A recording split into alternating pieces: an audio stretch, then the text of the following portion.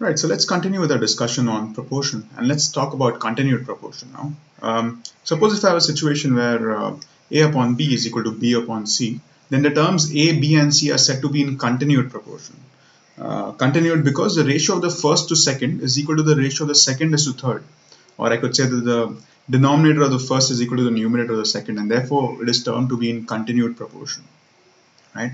Here we have three terms. A is the first term, B is the second term, and C is the third term. The second term B is also called as the mean proportional between A and C, right?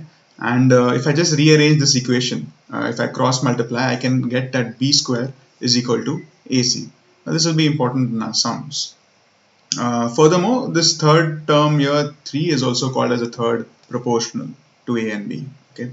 So just to summarize, if I've ever been told A, B, C, and D are in continued proportion, right? Instead of your usual proportion. If I'm telling you that A, B, C, and D are in continued proportion, in that case, what happens is that A upon B will be equal to B upon C will be equal to C upon D. This is what it means to be in continued proportion.